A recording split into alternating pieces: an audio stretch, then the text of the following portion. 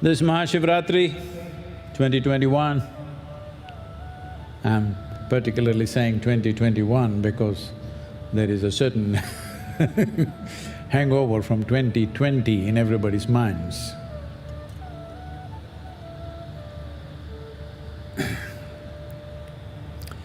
This land, which the southern Indian land, this is not only true to southern India, but I'm speaking of southern India because I'm here. We are all here right now. This is true for the entire country, but particularly here down south. Because this is a land where we were not ravaged by invasions to the extent that northern India was ravaged. So this land, particularly Tamil Nadu, has been a land of devotion. The great kings like Rajaraja Cholan, Gangaikonda Cholan, Cherans, other people, they may various other dynasties, every one of them are profound devotees. But those are not the biggest names in Tamil Nadu. The biggest names in Tamil Nadu are the great sages, saints and seers and siddhas, the Nayanmars, the Alvars, Avvayar, many others. We count our history with sages and saints, not just with achievements of the kings. In this land of devotion, where devotion is the core, the heart of Tamil Nadu is devotion. In this land, many immensely beautiful temples were created, not as a religious process, because you must understand, devotion is not a religious process. Devotion is the means to keep your heart vibrant every moment of your life. The sure way to ensure that you never ever get depressed is that you're a devotee. If you're a devotee, your heart always throbs with the highest level of vibrance that a human being can manage. To live and die in devotion. This is not about a particular religion.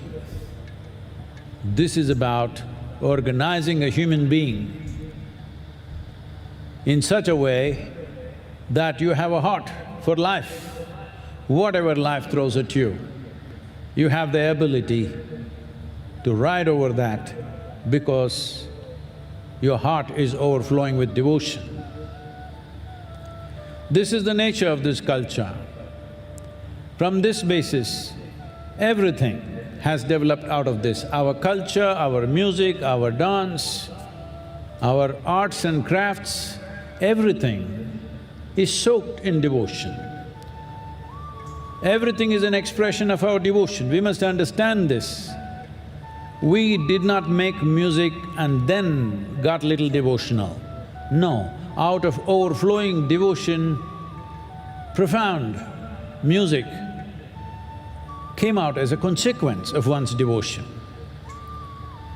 Our prosperity, which is legendary, so prosperous to an extent that outside world could not imagine how prosperous a nation can be.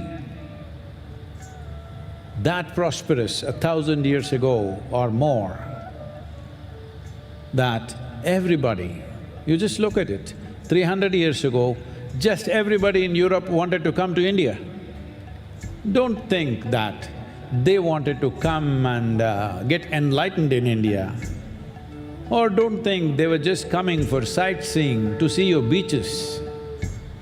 No, they wanted to come here. Or don't even imagine, don't be stupid enough to imagine that they were in love with you. They wanted to come because this was the wealthiest land on the planet. And this wealth was not our focus. This wealth, this prosperity was a consequence of our devotion.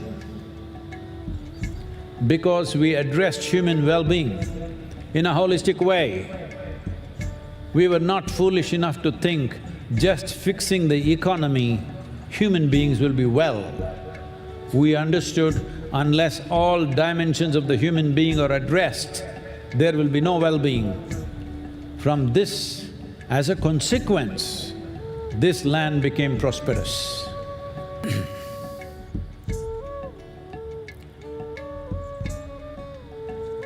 More ships were launched from Europe towards India in those 2 centuries than for anything else. It was the wealth. They knew about this wealth because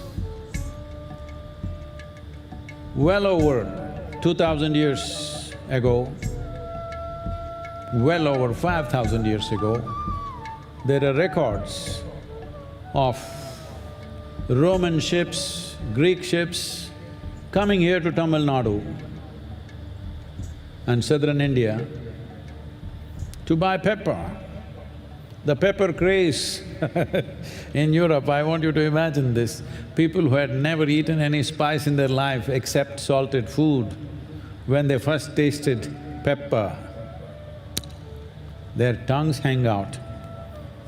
It was not the mariner's compass, it was the tongue which was pointing towards India. And they spent enormous amount of money. The Roman kings complained how most of their wealth is going away to India because to buy pepper and textiles. The Greek theatre talks about it in 4th century BC, how the pepper craze has taken over Europe. Trade and industry happen in a vibrant way, but neither trade, nor industry, nor commerce was conducted without devotion. Everything was rooted in devotion. For this devotion to be on in every human being's heart, the fulcrum for this was the great temples of Tamil Nadu. We did not build our homes, schools and colleges, toilets for ourselves and then build a temple. This may look absurd to a lot of people. We first built the temple. We ourselves lived in shacks, small huts, it didn't matter. But a grand temple, how grand it is. How grand it is, if you want to understand. Many of you who have not travelled in Tamil Nadu, you must come and see out of granite stone what's been done 1000 years ago when there were no trucks, no cranes, no machines of any kind, just with human hand. The spirit behind it, if you just imagine, if you know something about construction, if you know something about engineering, if you just go and look at it, you will be so overwhelmed. You cannot help being very proud of being human, because what kind of human beings are these? These are devotees, where their own well-being didn't matter. What they created for everybody's well-being is all that mattered to them. We are once again breeding and creating such people here that the devotion in their heart is the main fire. You need to understand this, that everything that is significant that's ever been done in the world has been done because of human spirit. And human spirit is at its best when you're a devotee, because the concerns of what about me have been dissolved within you. Out of this, the entire culture flourished. Well, everybody counts only the commercial successes. They don't understand the profoundness of various other things. As I have been speaking about the temples, there is a lot of debate and discussion going on, lot of negativity from certain people. But I want you to understand this. Right now the problem is, I've been talking to so many people, if you say temple, they say revenue. Varamanam. It's very appropriate because when East India Company took over the temples, they put the temples in the revenue department, most appropriate. Because they didn't come here out of their love for the deities for which we were willing to shed our life. They came here because of the revenue, the wealth, the gold, the diamonds, the land. Not love, not devotion, greed is the ruling force. Now we are still talking the same thing. If you say temple, you say revenue. If I say Kaveri, people say revenue. What about the revenue? Well, I think you're not getting it. Let me speak like this.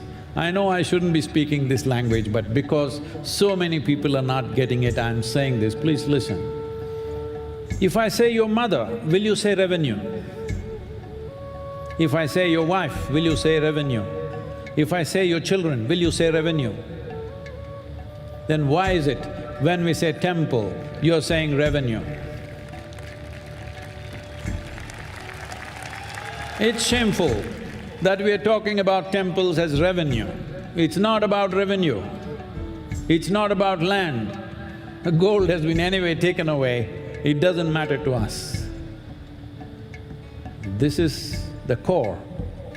This is the core of this land spirit. You cannot diminish it,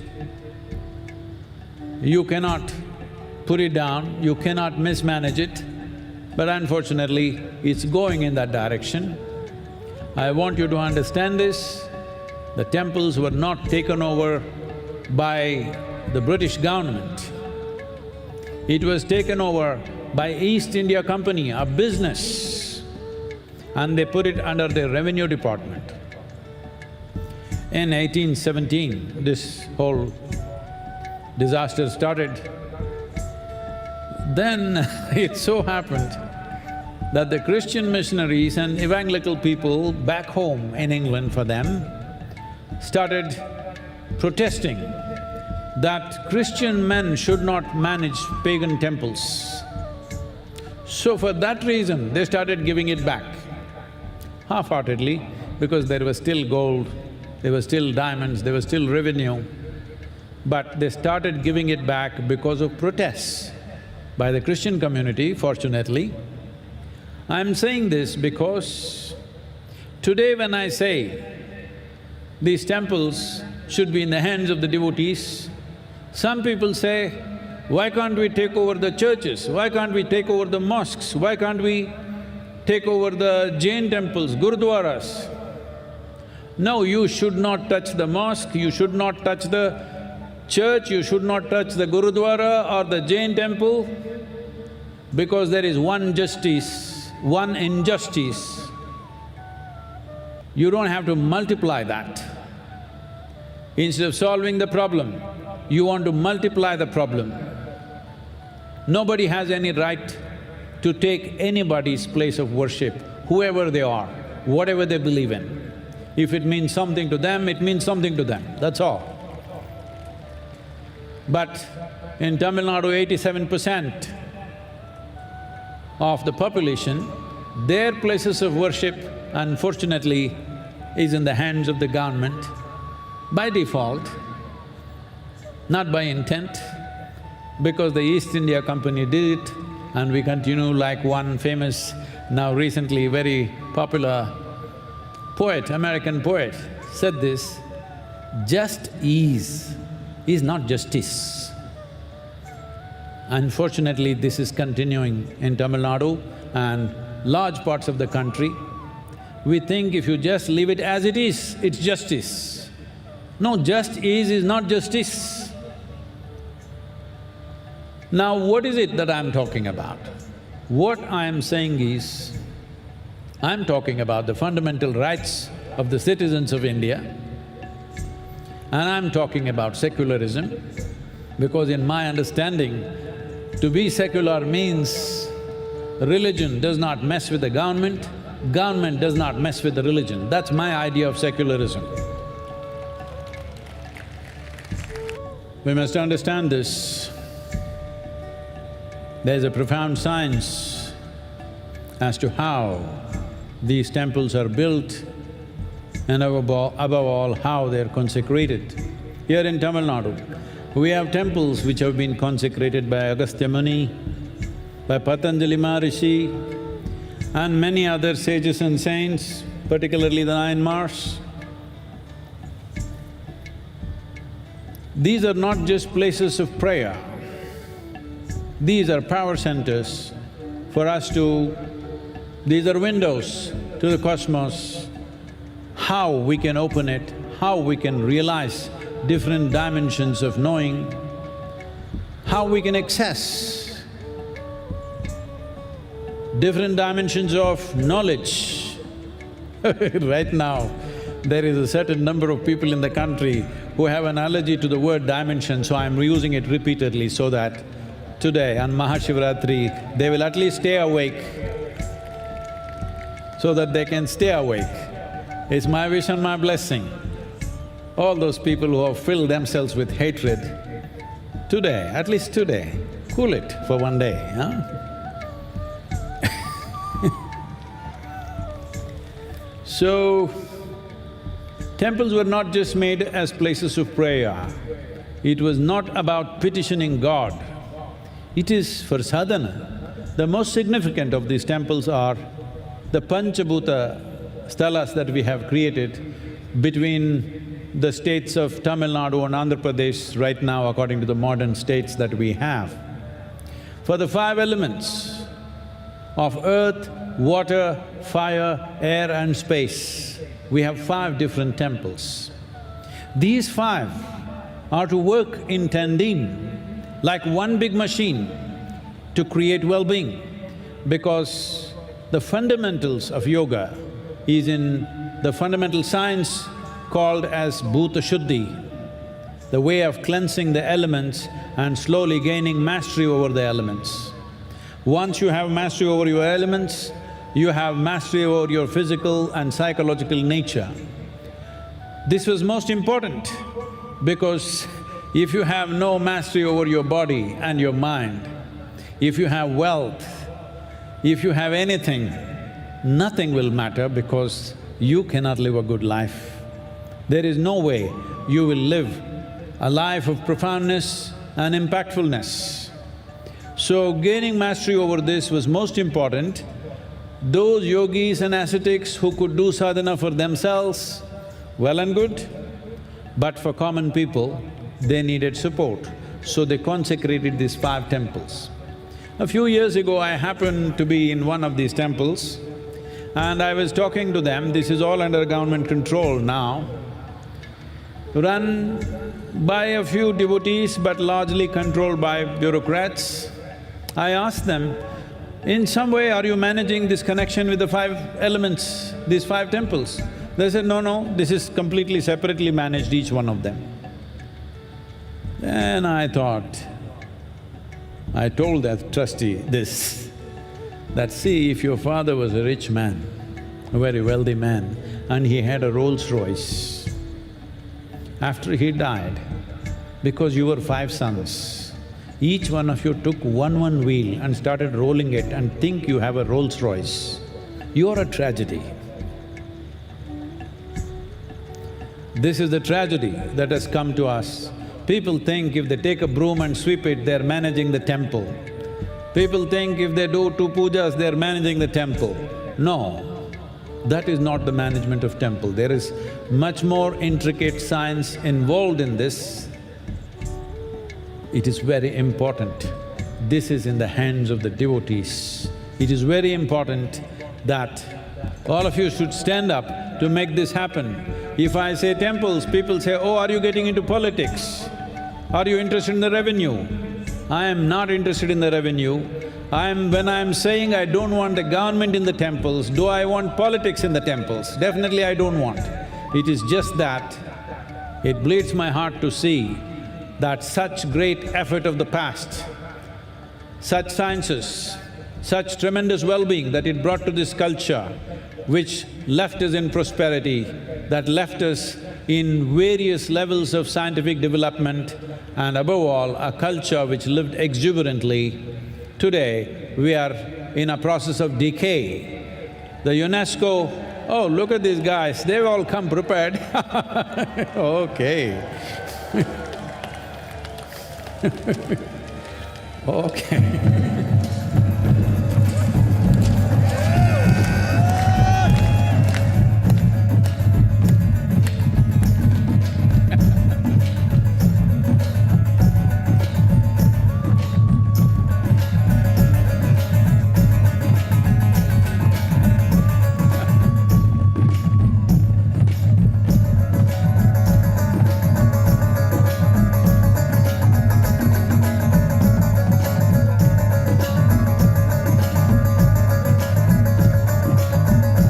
Everybody to see this, wherever you are in this country, this is what people feel, the soul of Tamil Nadu. This is how they feel. We are not protesters, we are not agitators.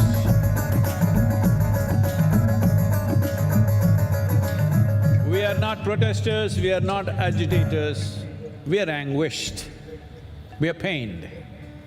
So all these people who are raising their support with these banners, these are not agitators. We will not block roads, we will not block trains, we will not cause inconvenience to others. But as responsible citizens of this state, when the state is going for election, we are expressing our anguish. Please listen. Every one of you who's standing for election, please listen.